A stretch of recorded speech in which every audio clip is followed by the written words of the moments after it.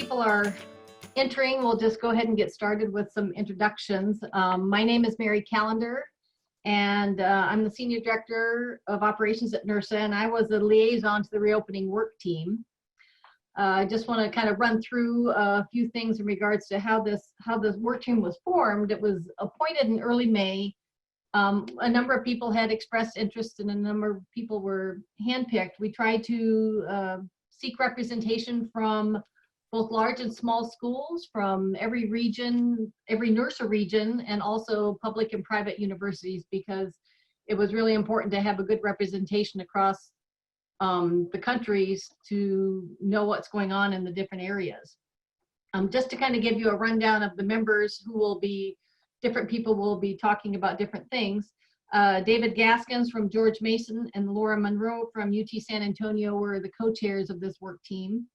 Bjorn Billahog from Mount Royal University, Rob Bolton from Pepperdine, Lori Braden from LSU, Suzanne Brandt from University of Wisconsin-Madison, Cindy Costanzo from University of Connecticut, Dave Elton from Precor, Greta Giese from Northwest Iowa Community College, and Andy Ramirez from UC Davis. So it was 10 members from various parts of the country that helped look at all of this. What the purpose of the work team was to gather resources that have members were sharing left and right, review them, and form a framework of considerations for reopening campus recreation programs and facilities. We'll reiterate that these aren't guidelines or standards, they're considerations to kind of be thinking through. And I'll turn it over to Greta right now, who's going to kind of overview how the groups did their work and the end result, and open it up for questions after that. And Laura will be helping manage the chat as questions come up later on. So Greta. Thanks, Mary. Yes, so I'm going to share my screen here so that if anybody has not seen the site, which I hope most of you have, but if you haven't, you can kind of see what we're talking about today.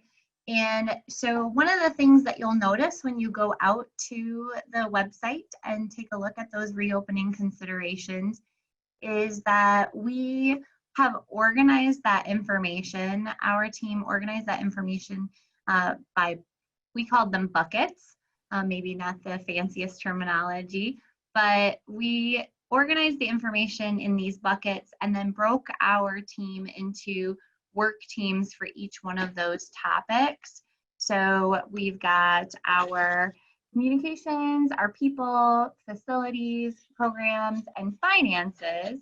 And so as we organize that information, these buckets, these areas kind of came to the forefront of our conversations. We talked about the various documents that were already out there from various organizations, things that we'd seen in our own individual research.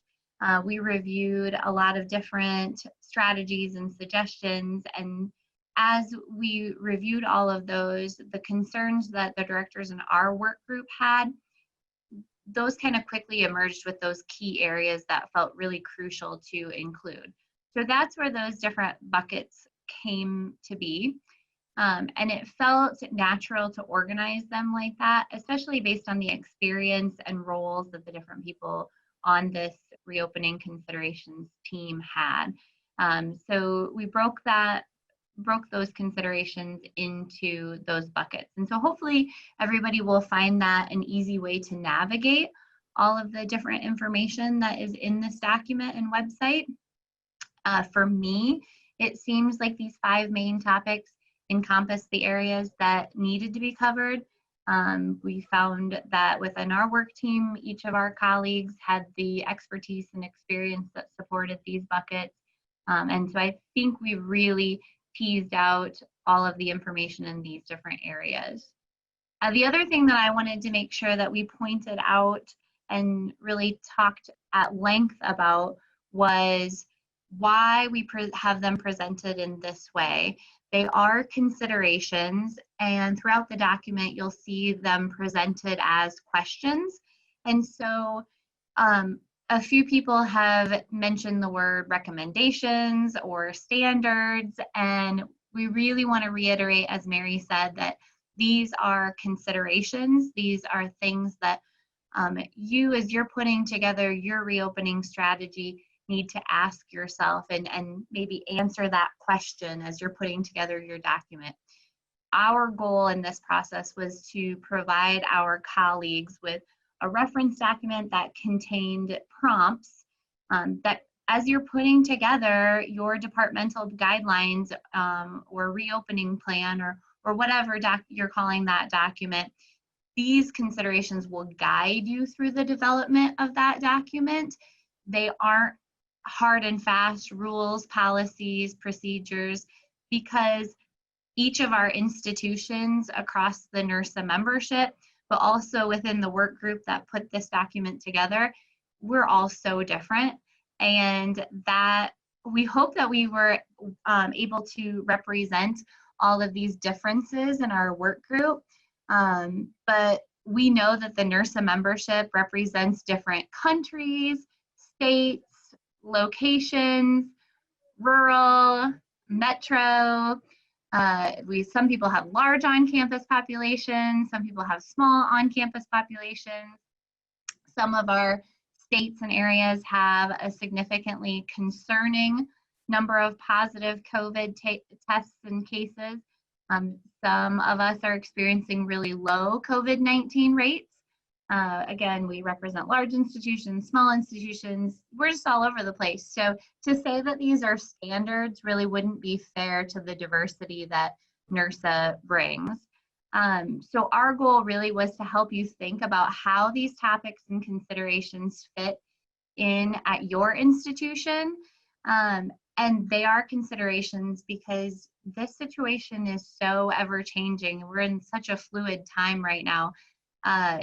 We've already seen institutions and facilities changing their reopening dates as positive cases spike in their states and communities.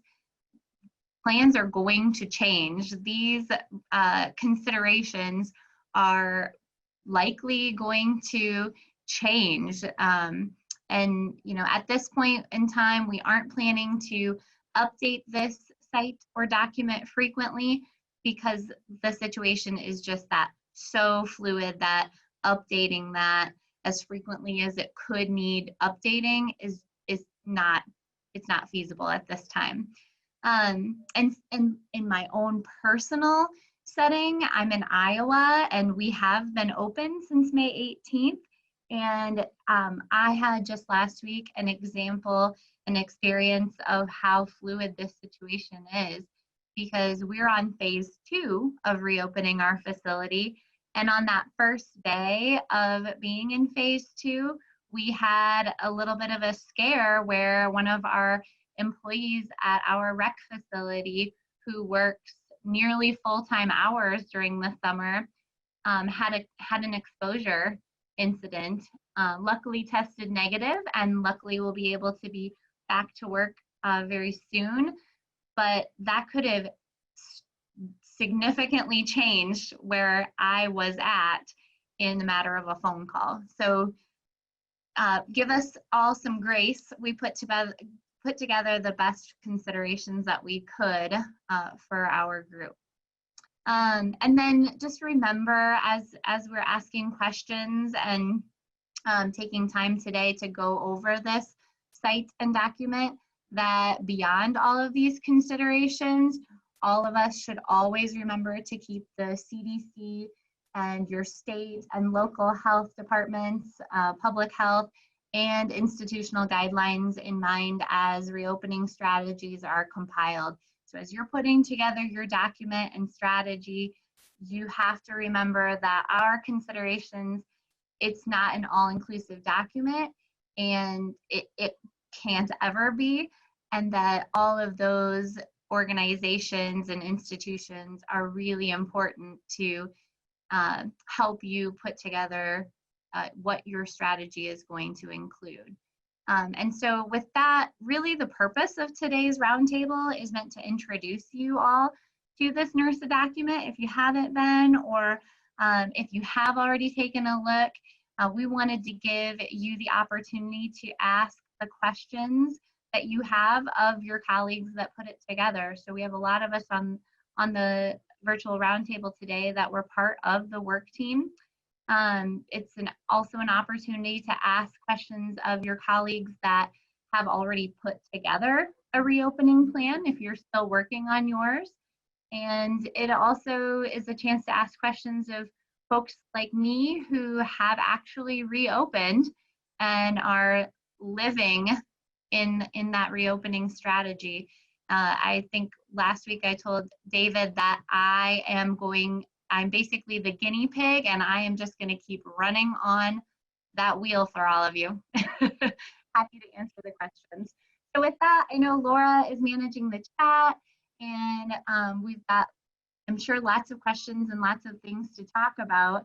I'm literally open, and my custodian is in my window, not realizing that I'm talking to all of you. So,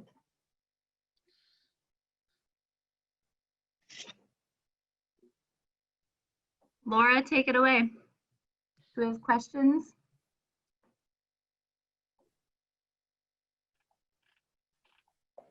So right now there are no questions in the feed. So if you do have questions for the committee or anything that we put in that document, if you will either put them in the feed, you can raise your hand and we can do it that way also. But this is a roundtable discussion for all of you. Laura, do you want to go ahead and maybe address the question that someone had sent in earlier today in regards to some of the statements in the people section on the N95 masks and staff training for emergencies? Sure, there was a question about the N95 masks and why we put that into considerations. And actually we took that straight from the American Red Cross document. It is not so I will say it is not something that we're doing at UTSA. Our safety office has said that they are not going to fit people with N95s. And that's where, again, this is a considerations document to where if your university is allowing that and you can use those and you have the funds and the ability to train your staff, then do it. It's the best protection for your staff. If your legal affairs or safety office is telling you no, then do the next best step. So what we're going to have is we're going to have a go bag. We are not open. We don't know when we're going to open, but what we have in our proposal is what we're calling a go bag. And we're going to have a shield, 2 masks, a protective gown, and gloves. And those will be for our facility managers and our lifeguards who have CPR Pro.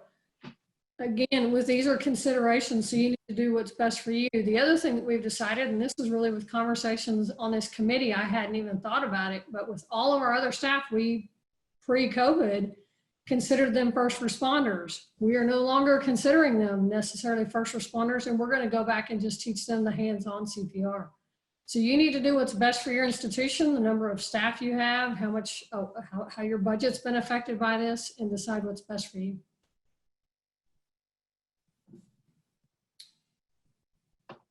So there is now a question in the feed. What are people doing about shareable items such as yoga mats, basketballs, volleyballs, cornhole, those kind of things? I'll start with that answer. And we have decided that anything that has a porous surface, we are removing from checkout. So they can bring, if we are able to have basketball or badminton when that starts, they will have to bring their own equipment in.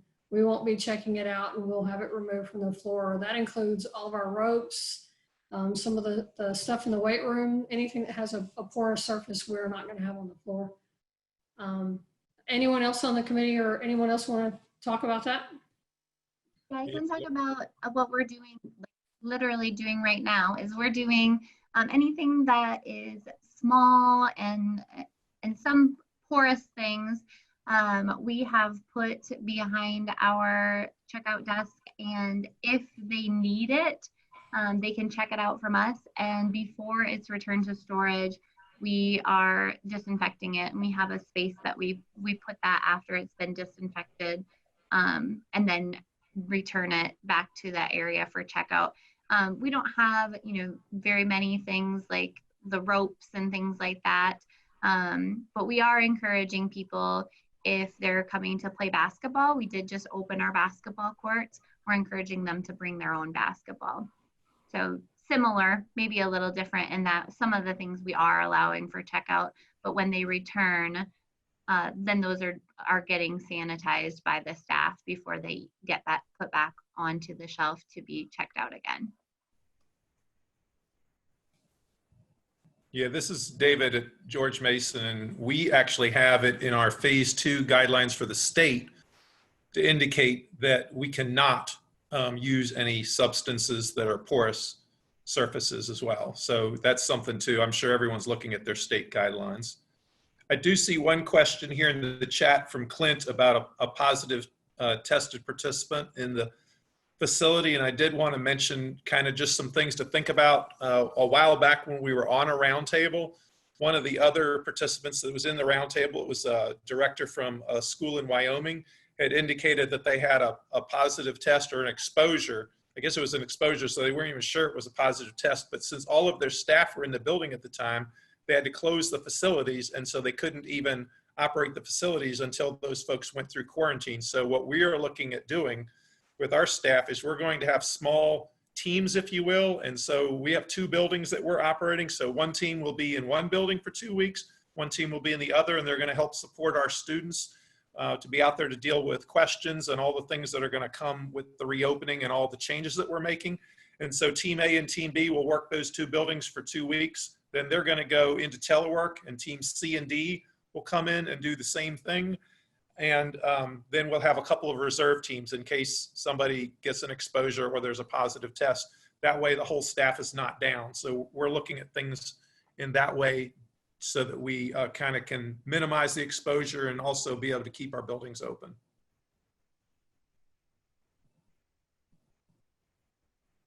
That's a great idea, David. We are not doing that. We don't have multiple locations.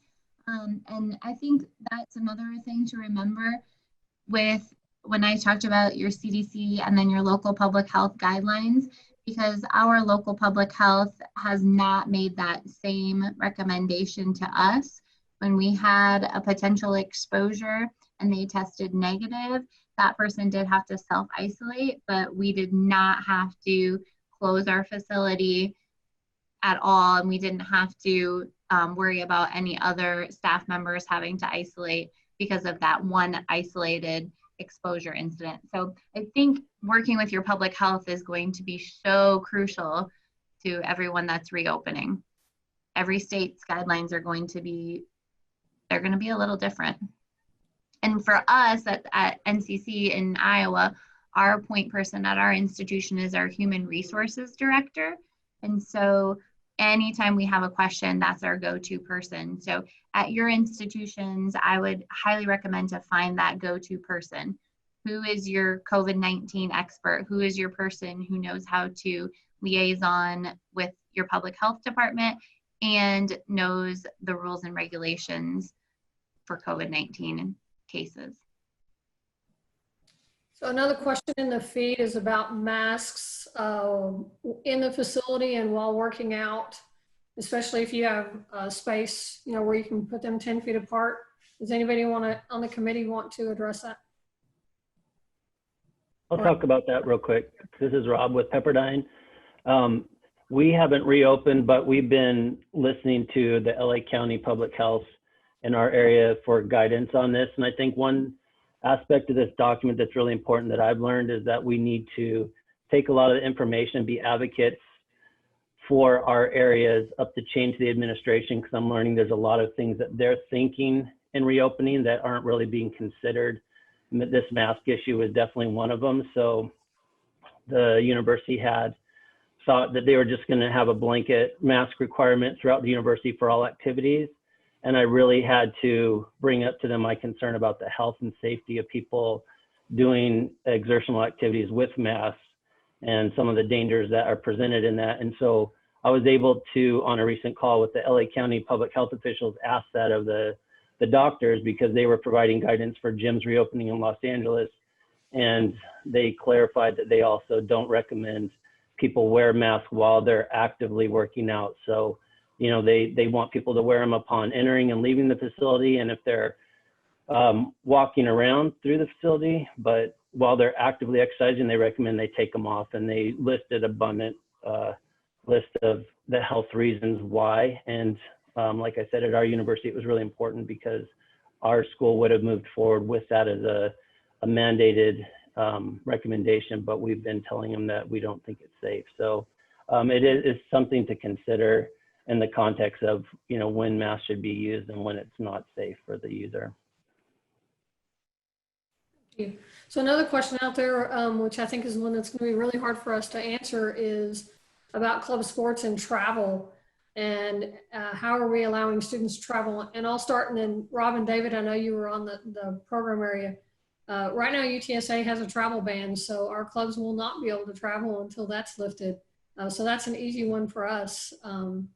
But Rob or Dave, if you want to share what you're doing in your plans or thoughts on that. I can share, and it looks like Rob's got some feedback after me, but we have the same thing. Virginia is not allowing any travel outside of the state.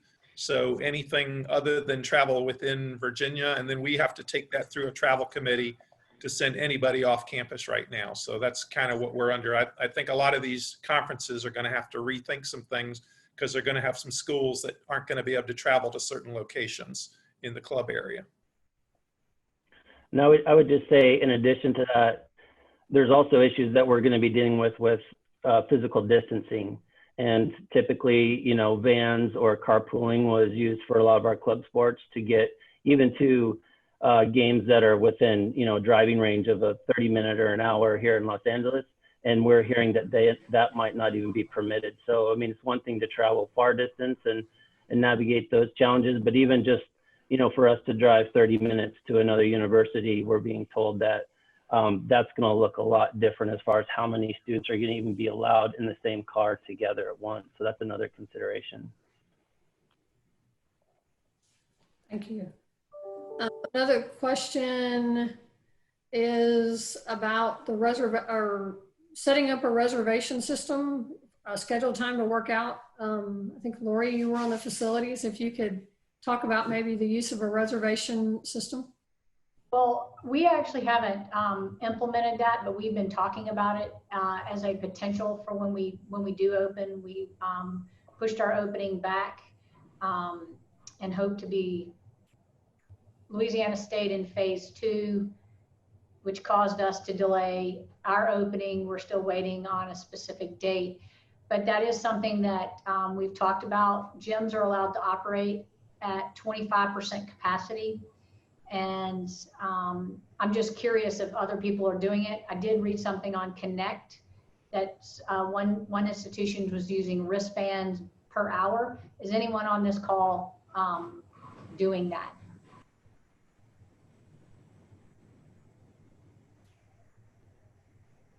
Well, okay. I can speak on that one. At UWMadison, we have not opened yet. We still don't have an opening date, but we're prepared to do reservations. So we've been utilizing Fusion for that.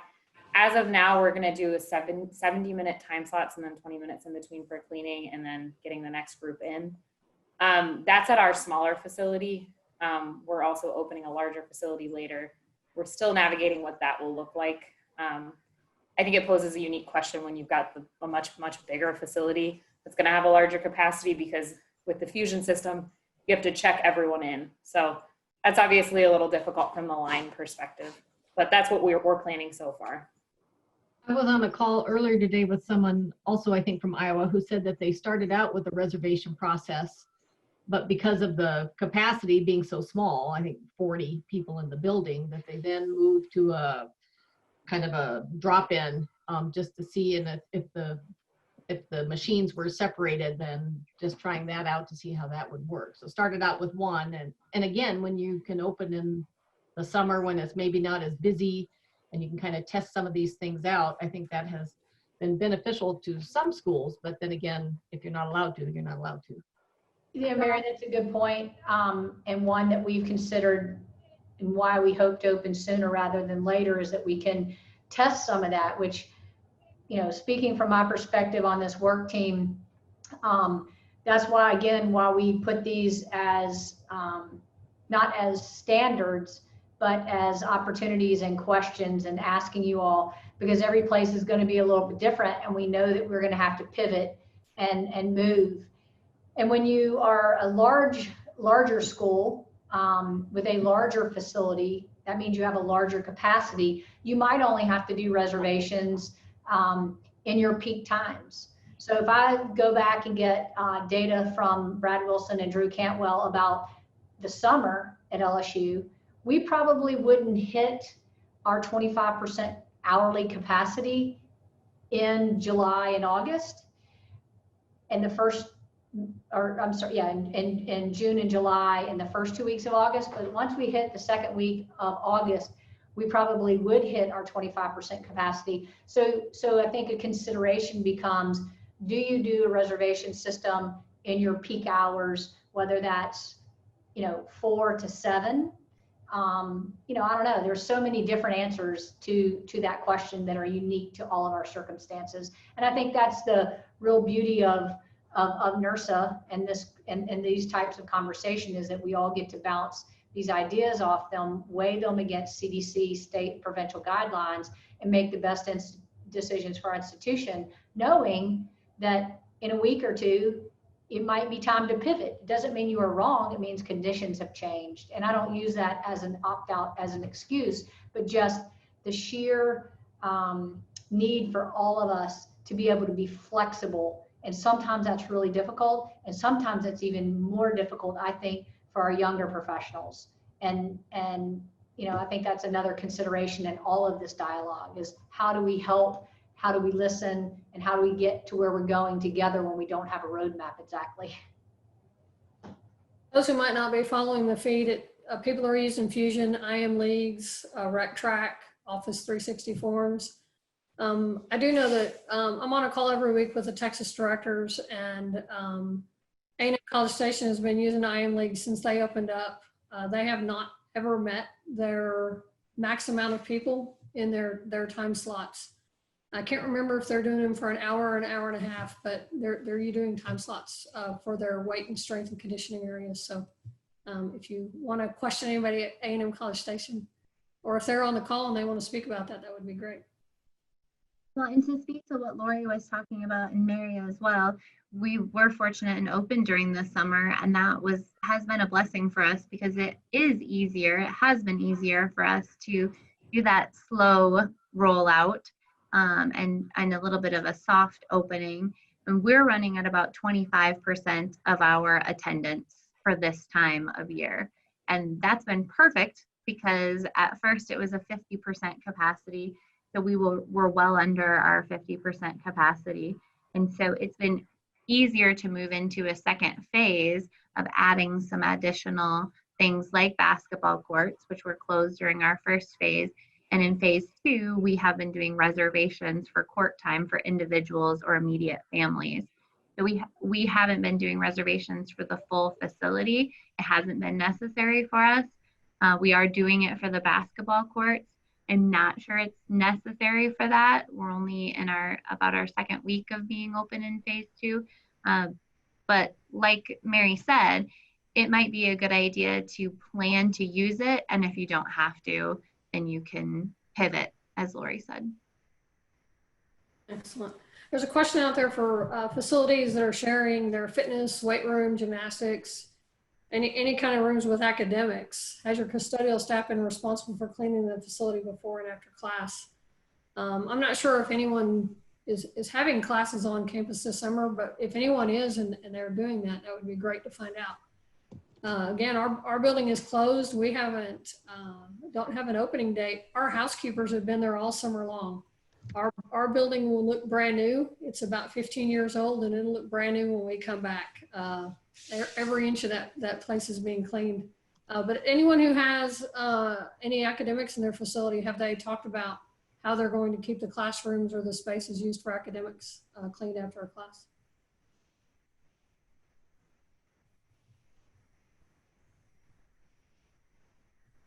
No. Sorry, we cannot help you with that question. Are any schools coordinating with intercollegiate athletics in order to figure out travel plans with clubs? Are they calling them separate entities? At UTSA, we are very separate from athletics. We don't do any travel together with them. So if anybody does, that would be great to find out.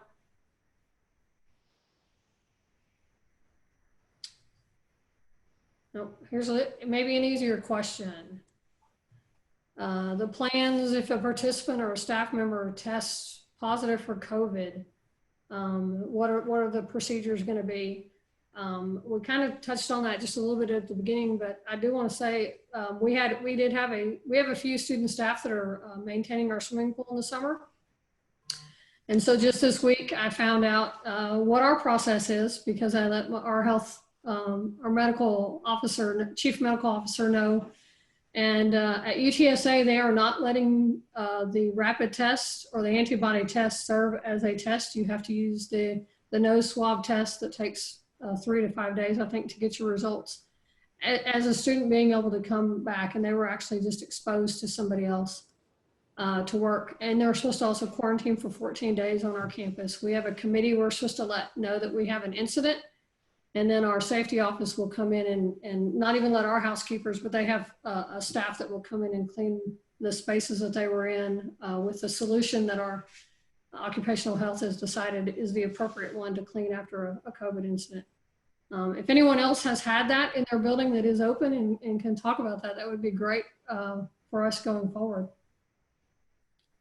If it hasn't happened, it will happen. True. And we did have a staff member that was exposed, but they tested negative. So like I said earlier, make sure you know who your point person is so that they can walk you through those parameters.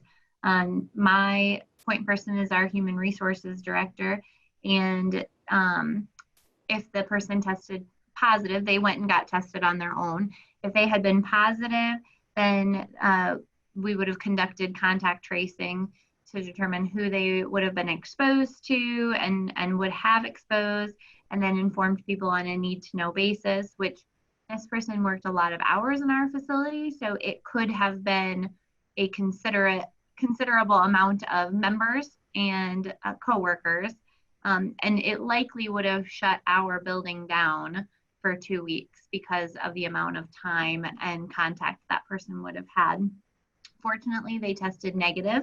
And they had to self-quarantine for 14 days, and they'll be back next week. So we're very fortunate to have had that. My big question with my person at our institution was, what do we have to communicate?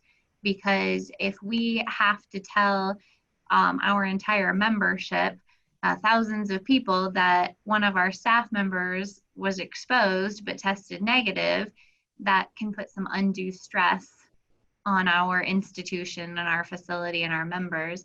And so the message was that because they had tested negative and they were self-quarantining and isolated from everyone at that point, that we did not have to communicate that with anyone. And only in a case of them testing positive would we have to share that information as conscientiously and privately as possible, but only with those that they had been in contact with. So again, it's hard to know all of the policies, procedures, guidelines, timelines yourself. So find that person on your campus that's going to be your go-to resource.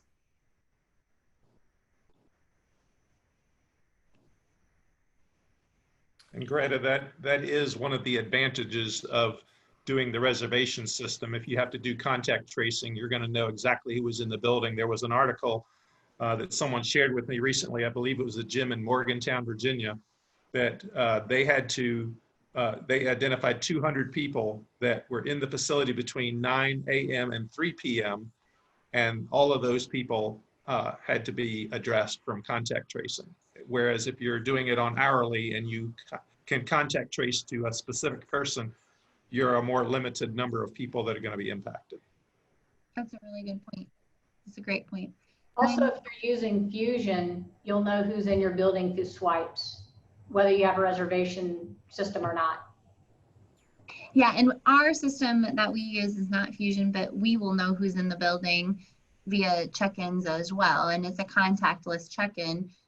So we would be able to know, but I think what David's specifically referencing is you would know the start and end time of their workout, which some systems have a start and end time. They swipe in, they swipe out, but not all of them do. So if they're like some of the college students here and they goof around for a long time and they extend that workout from what should probably take them 45 minutes to 2.5 hours, it would be harder to know how long they'd been in the building specifically. So I would agree with that, David. And then somebody had asked me in the chat how many positive cases it would take to shut me down.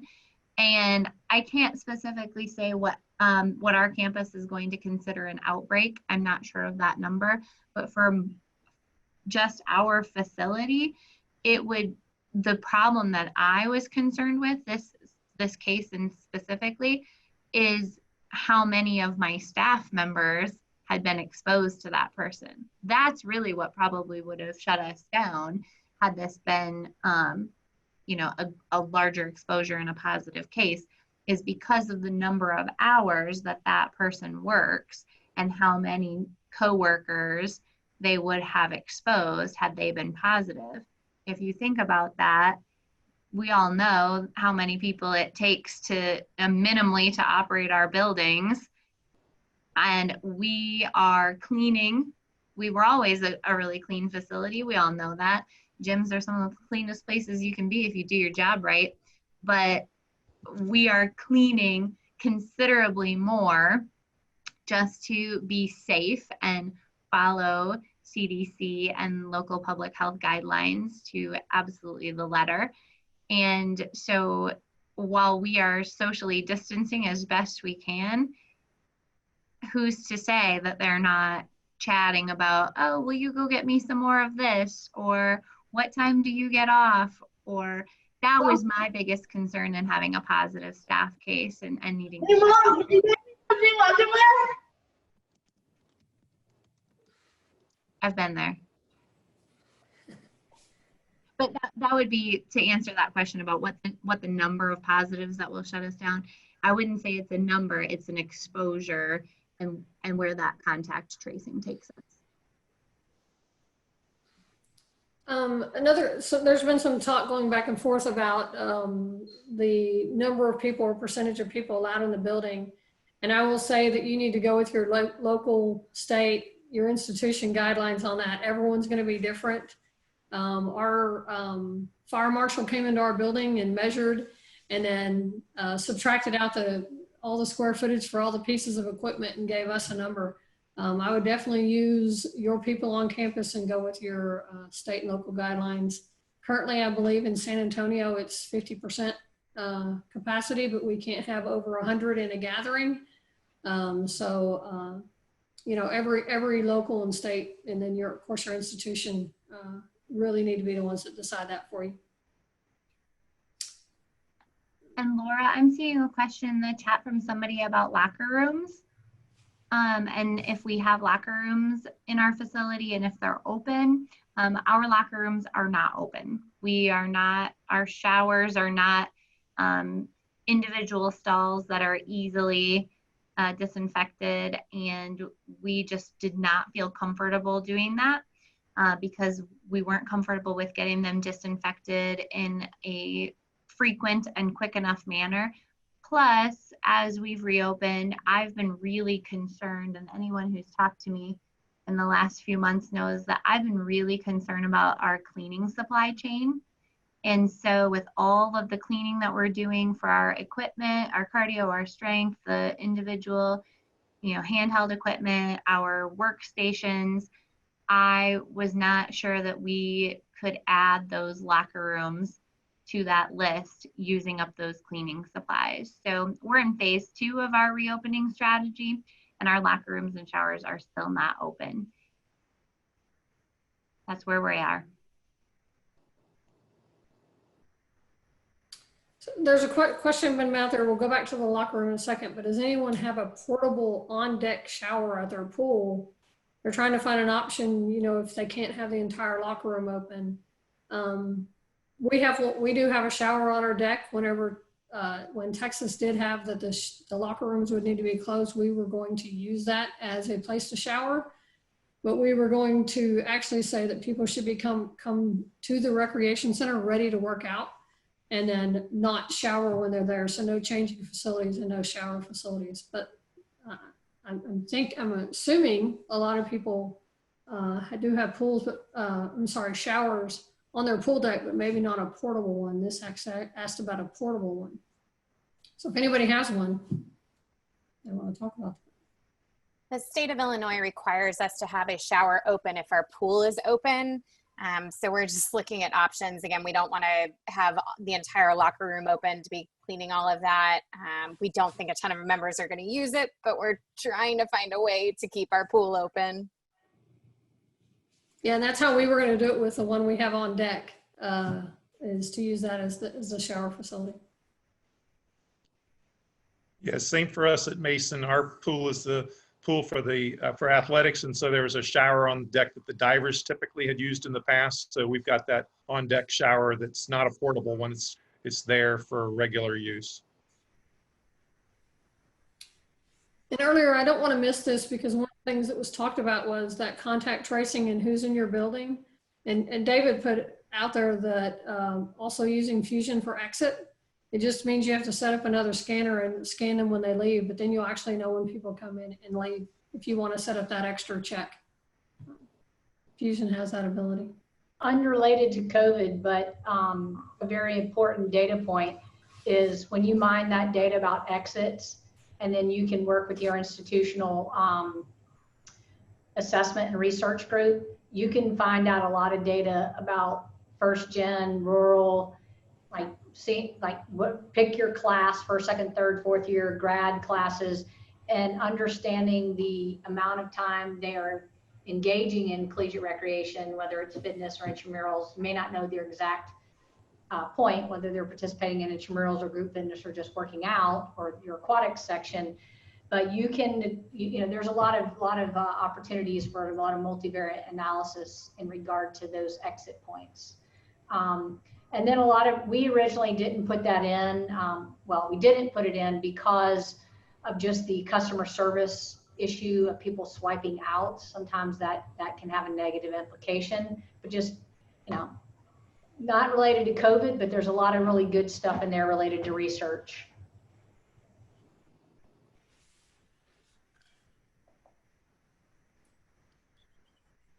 There's a question in here about climbing walls. What are some of the protocols being adopted? Shoe rental, rope climbing, just bouldering. If anyone who has a climbing wall that is open that wants to talk about that would be great. We aren't open yet, and we're trying to decide what we're going to do when we do open.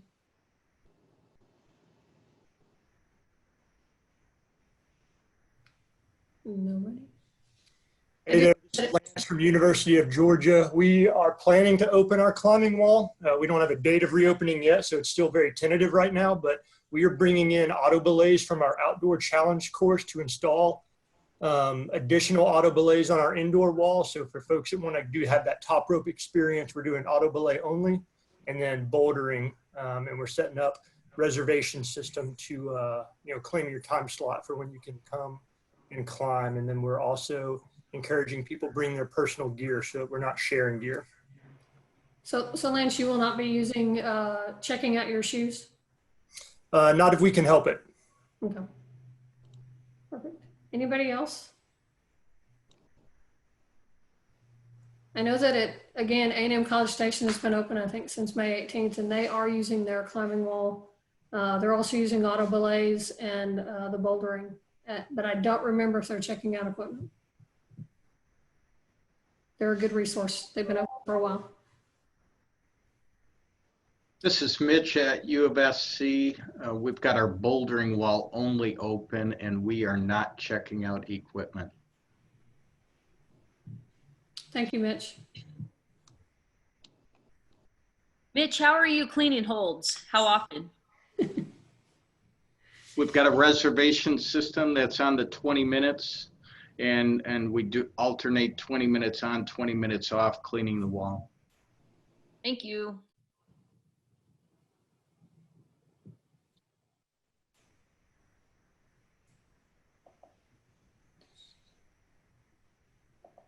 I think I'm caught up with the questions.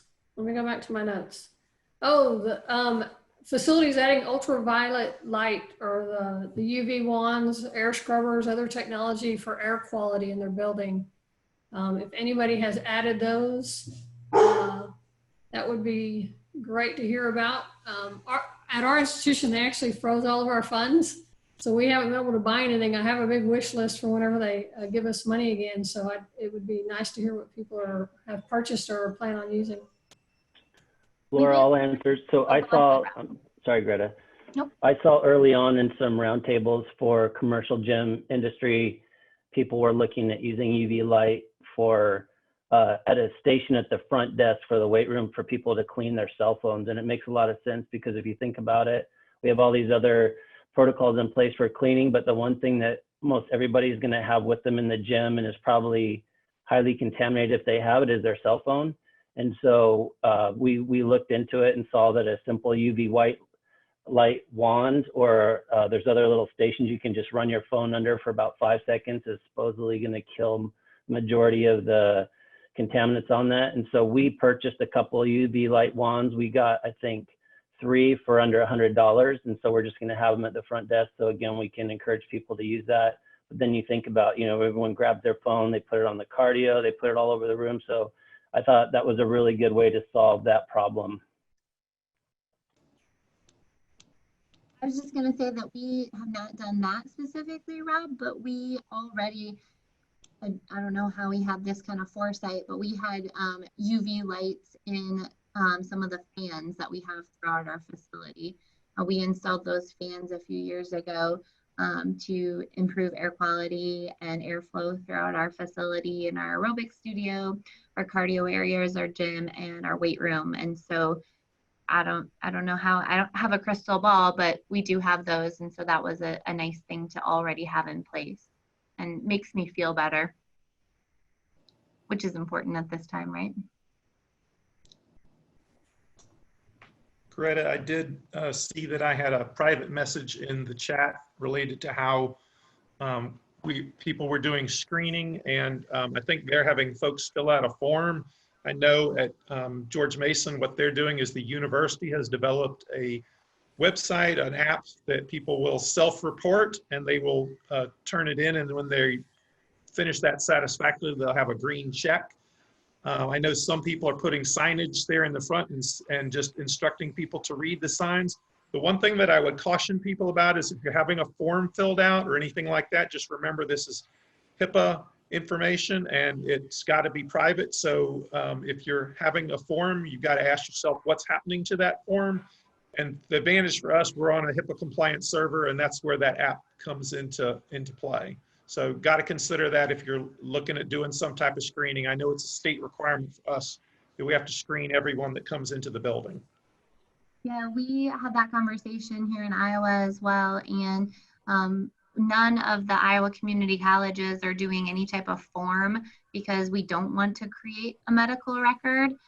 Early on, we discussed having the form, and then as they checked no, hopefully, on all of those questions, then writing down their temperature because we are screening for temperature. And yeah, we decided against that because we didn't want to create a medical form on each person that was coming in and out of our building.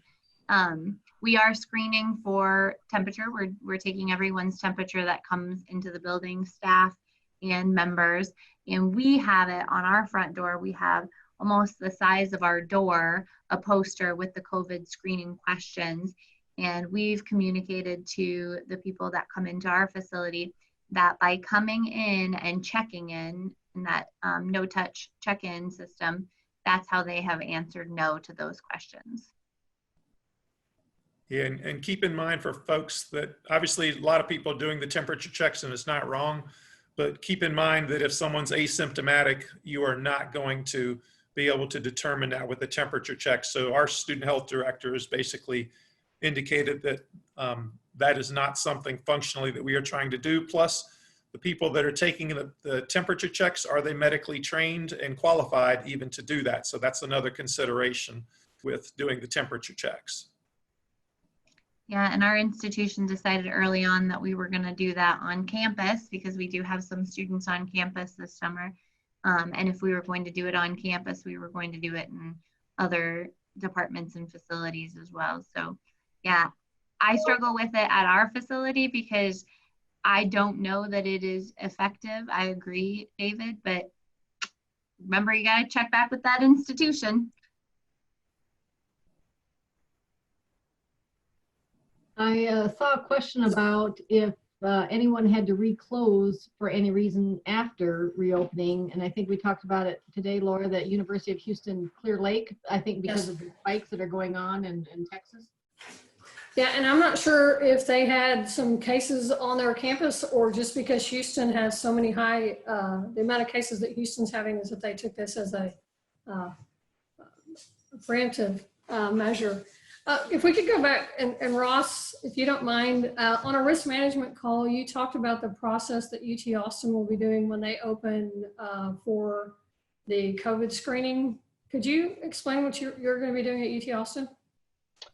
Sure, Laura. Our team has developed a screening form that can be accessed both with a QR code and a link that we're sending to everyone who comes to any one of our 8 facilities. So if they're a vendor, if they're a part of our cleaning team, if they're a student coming to work, if they're a full-time staff member, anybody who's coming to our facility at this time, and they have to go through and fill out that form. And then once they arrive on site, their temperature is taken and recorded again on that secure server where that information is being recorded. If someone spikes in temperature over 100.0, that is flagged to all the facility managers, and that person is turned away from our facility. But otherwise, that's what we're doing now. It's all homegrown, I think, through like Google Forms, but the data is kept secure. Thank you, Ross. And Ross mentioned a population that I think we all need to consider, and that's the contractors, people that are not part of our normal community. And I know here we get reports every couple of days on how many cases of students, faculty, staff, and contractors. And the contractors has been a fairly significant portion of those numbers.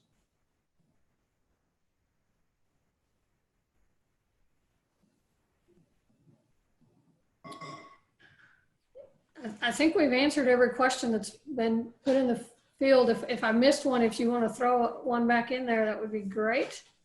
If not, I don't know, Mary, if you're ready to wrap up or. Yeah, we're 5 minutes from ending anyway. So I just want to remind everybody that in the reopening considerations at the end, there are also examples of 3 or 4 different institutions that provided their reopening plans in the various stages.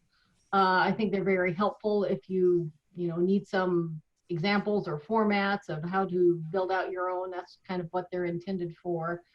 And we hope that everybody's finding this useful to kind of think of the things that you hadn't thought of when developing your own plans.